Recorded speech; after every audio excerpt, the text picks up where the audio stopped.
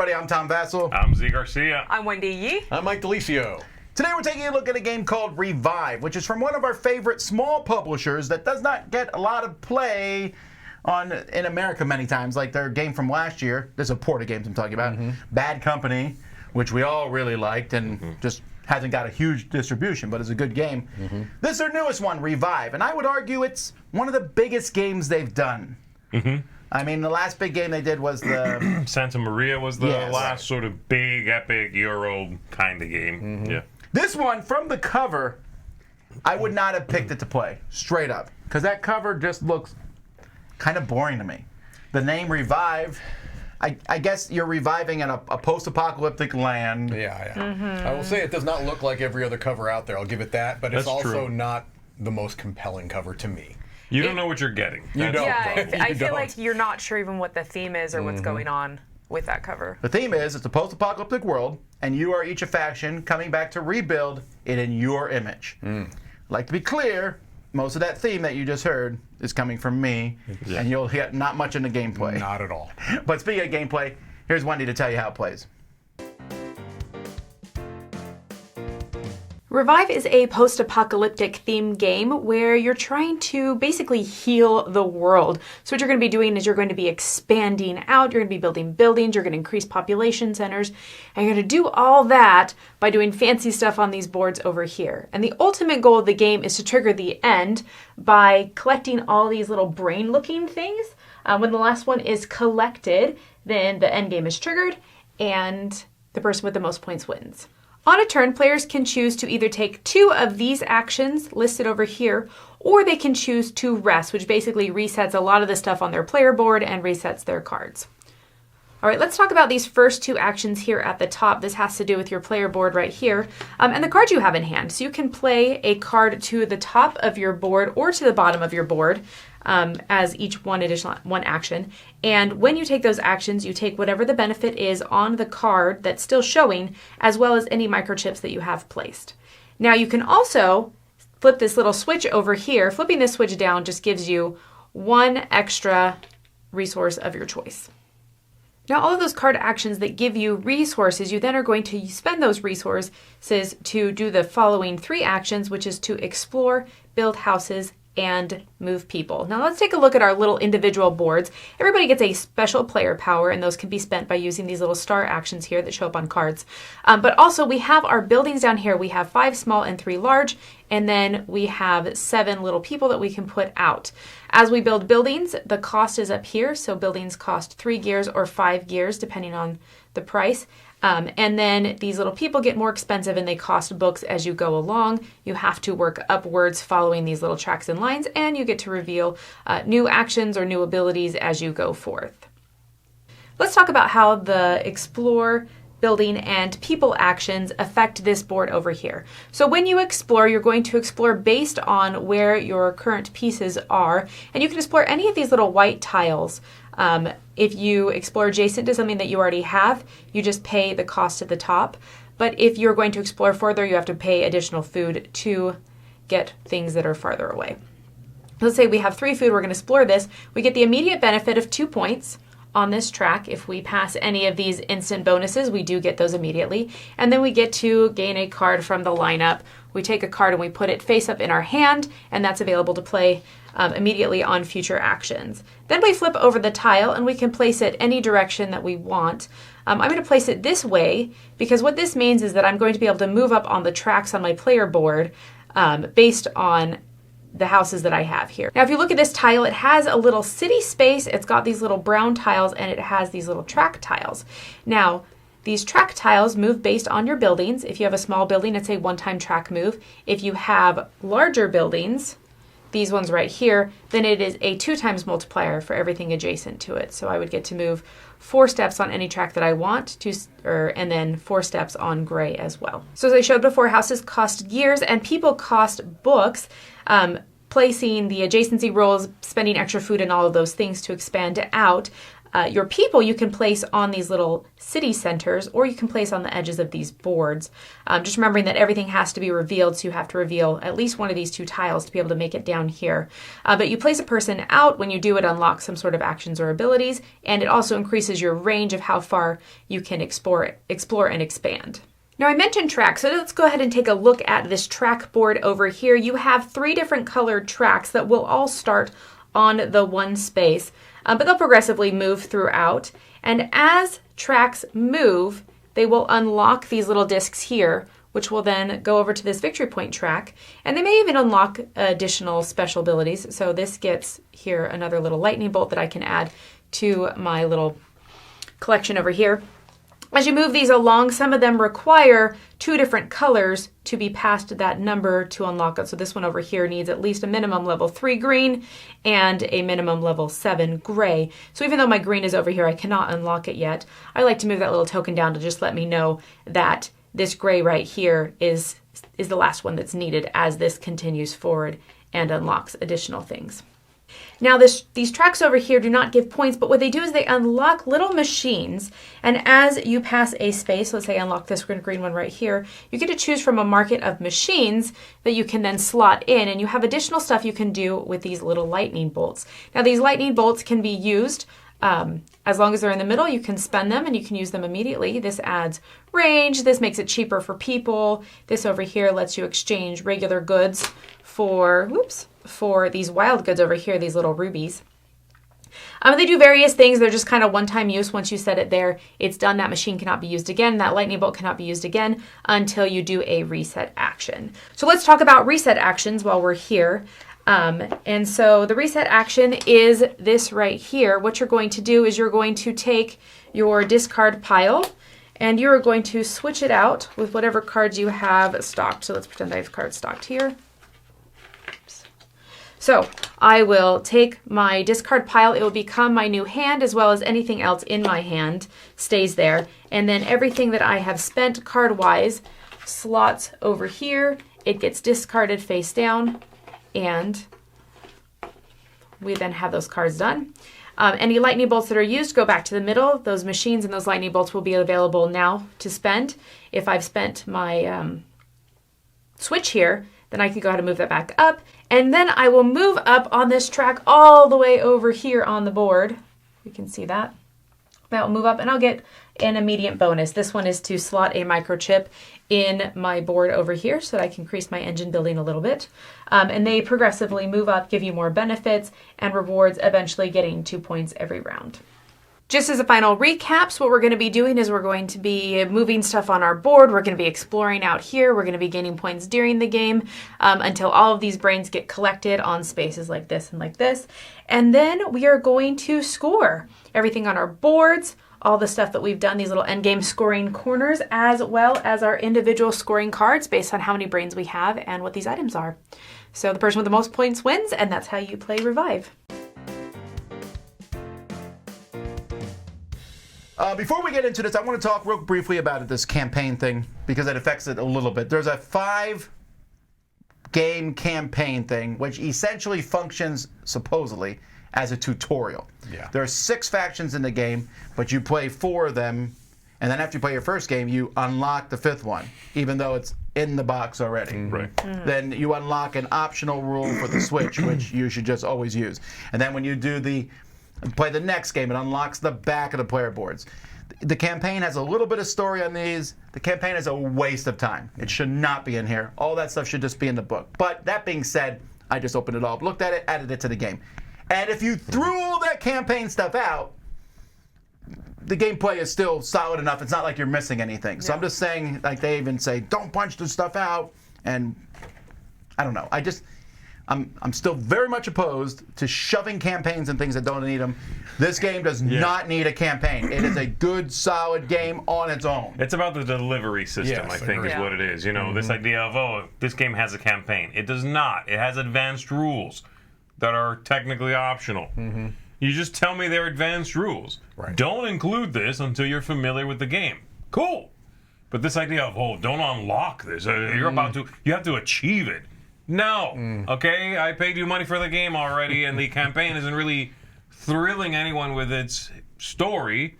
So just It really doesn't. Call it advanced rules. I don't understand But that. I also feel like it's a heavy game. So if you're adding in a rule for a Switch, how much difference is that going to make? It to does the already feel like heavy it's game? that one more rule, big deal. Or I don't think there's it's gonna two change other everything. factions. If they want you to play those other, they could say, we recommend these 4 factions for your first game. Right, Yeah. exactly. Fine. You could say that some factions are more, challenging than others. I mean, you put a star value, on them to say, hey, this is the easier ones, the more straightforward ones. Yeah, this whole idea of wrapping it in a campaign, it's silly, and it's something you're seeing more and more in board games. I don't particularly love it. Now, to the game itself. Now, we mentioned at the beginning that cover and what's inside the box you don't know what you're getting. But I would also argue that when you set the whole game up and put it on a table, and you're like, oh, it doesn't look like how it plays. I don't know how else to describe it. It looks like a big adventure game on a map and stuff. And in reality, it is a Euro-style game.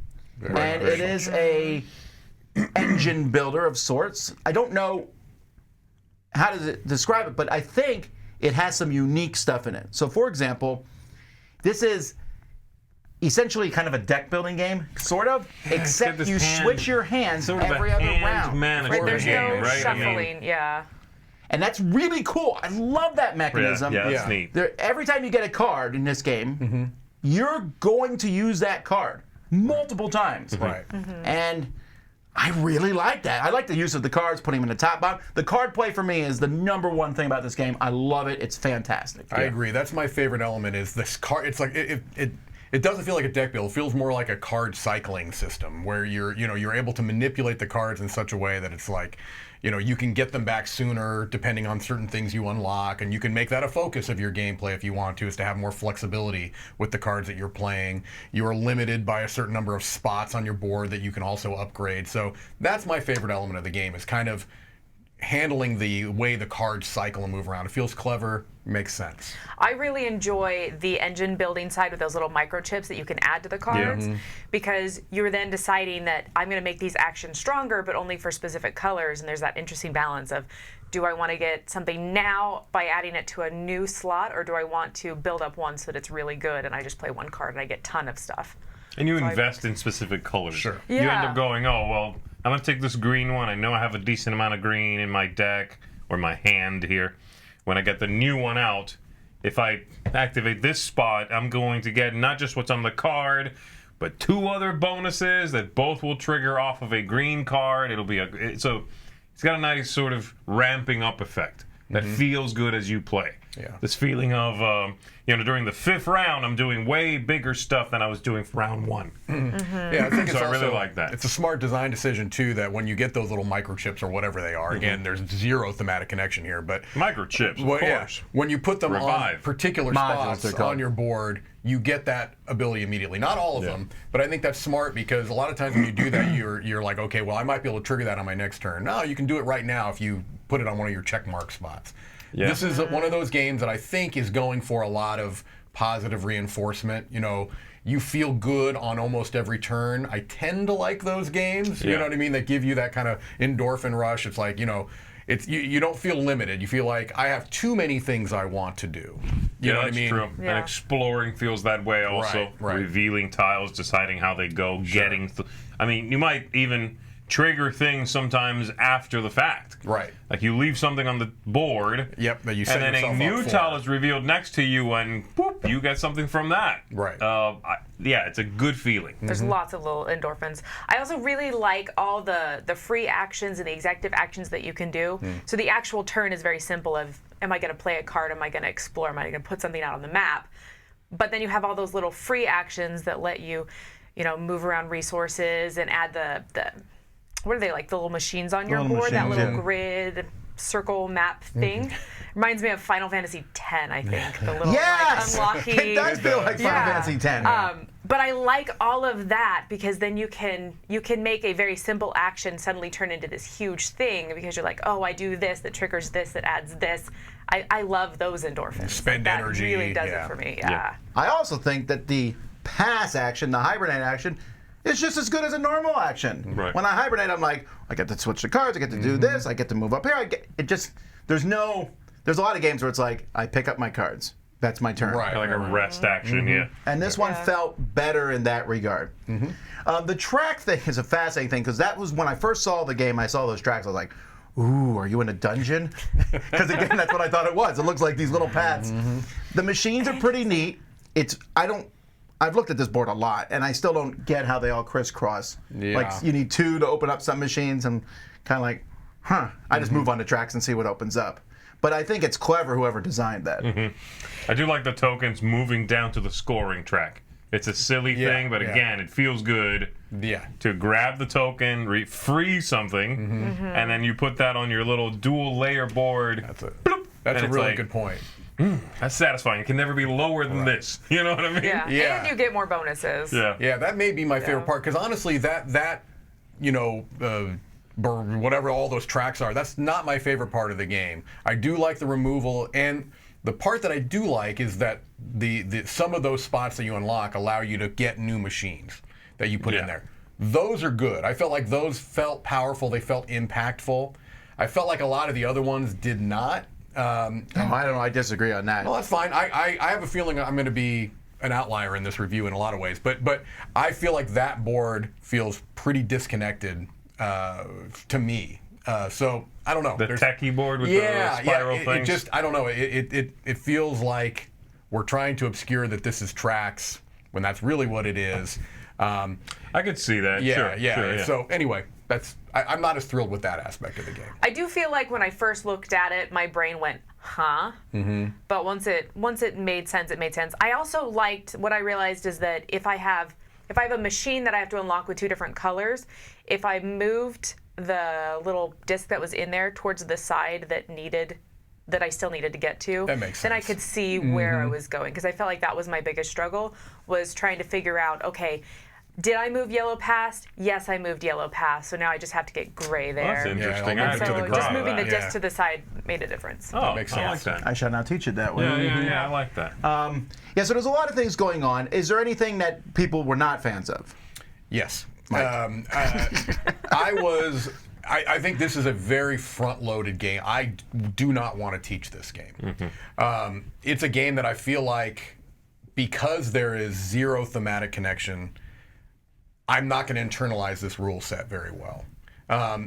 Is that important? It is for me as a gamer, because I'm thinking, okay, if I have to teach this at a convention, if I'm teaching this to new groups of people, I don't love that idea. If I'm playing it with the same group and we all know it and we're playing it often enough that I don't have to, kind of internalize that would be less of an issue. But that's not how I play games. If you're someone that plays the same games all the time, that won't be an issue for you at all. But for me, I don't want to try to teach this because I feel like 15 to 20 minutes on the front end describing all the iconography, all the this board, the that board.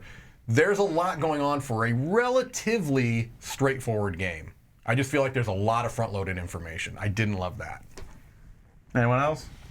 Some of the iconography was a little tricky for sure in this one. And Porta is not the best at iconography. That's true. There are other companies that are definitely worse. I'm looking at you, Astari. Okay. Among others, yeah. Yeah, but they are not the best with iconography. Some of it is a little tricky and takes some sort of getting used to. The usage of X's sometimes is not, you don't quite know what that means. But I also thought the scoring thing with the weird alien-looking things wasn't that compelling. I agree. I mean, that's okay because I enjoyed the journey, liked the it. destination with the scoring of the colored relics Pods or whatever. they are, yeah. They look like an alien skull They to do. me. I think they are aliens. I they're think you were aliens. finding alien Yeah. artifacts. That scoring, the multiplying thing, I thought after everything going on in the game, which I very much enjoyed, so I did relatively well here, times 3.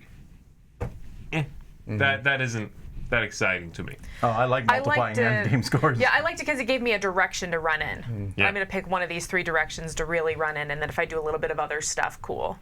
So I enjoy that. I do think the setup is a lot. There's a lot on your player board, there's a lot on your sideboard, there's a lot on the map. Like, there's just a lot of setup. Luckily, everything's well labeled, like all the starter cards, the starter landscapes. Yeah, you're not going to miss those starter cards. Yeah, With the that's all gigantic super S on labeled. those cards. Yeah, you're not going to miss those. But it's going to take you 15 minutes to set up. All right, Mike, what's your final thoughts? So, with all this being said, I'm recommending the game. I'm giving it a 7. I think the card play is that good. I really like the cycling of the card play. I thought the Explore board was interesting. I like what Z said. I like the idea that you can place yourself on a spot where you're kind of hoping that if you are the one to explore the tile next to it, you can choose, hey, I'm going to give myself a boon, but you may also get one when someone else does it. So I liked that. Really, my biggest beef, I think, with the game, and it's still not enough to not recommend it, I do recommend it, it's a very solid Euro, is I really do feel like this is one where I wanted the theme to come through more. I like the theme. I wish there was a little bit more there to help me internalize this, to make what I'm doing make more intuitive thematic sense. I had no thematic connection. It left me a little bit cold for that reason. I wanted more out of the theme because I like the theme. I like the look. But I still recommend it because mechanically it's very solid. Gives you a lot of those combo, satisfying, really neat card cycling. So a 7. I wish it did more, but I still recommend it. What about you? I'm giving it an 8. I like it, and I agree with you that the theme is, and I was banking on that theme. It was sort of, it was one of my most anticipated games, largely based on Aporta being a really, good publisher of games, and a post-apocalyptic theme. That second part really isn't there.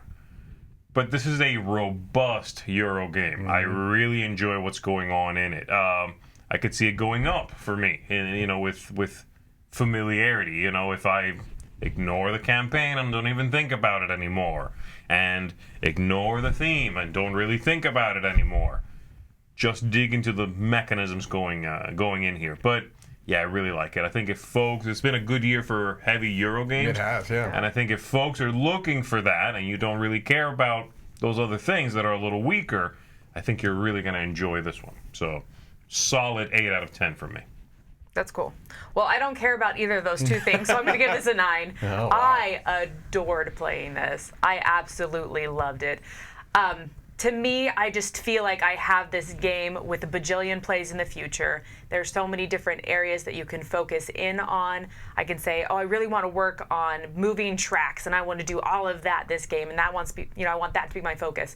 Or I want to really spend a lot of time on this board, and I want to explore, and I want to get cards, and I want to build that deck. I just love that you can do a little bit of everything, or you can do a whole lot of something. I really like those endgame scoring cards. Yeah. I love the card play. There's so much going on in this game that I love, and I appreciate that though a lot of Euro games have long turns, I feel like these turns aren't that bad because you have 2 actions. And so I appreciate everything that's going on. Definitely giving this a 9.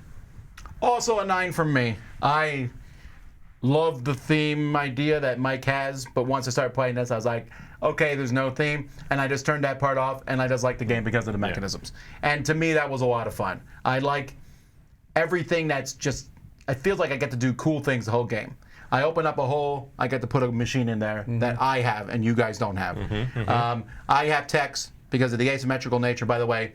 The B side, the moon sides of the boards, even more asymmetrical. There's one guy with a falcon that flies around and you measure range from that falcon and stuff. I love that. I love the loot boxes. I don't know, there's just something about getting a little box and opening it up and be like, this is my stuff. Yeah. It has tracks. I like tracks. It has that card play, which is really well done. And so, yeah, my only nitpick is the stupid campaign shouldn't be in there. But you can ignore that, so who cares? Right. So anyway, that's Revive. Thanks so much for watching. I'm Tom Vasel. I'm Zee Garcia. I'm Wendy Yi. I'm Mike DiLisio. And we're here when the post-apocalyptic days come. Or Revive. With Sure. aliens. Why not?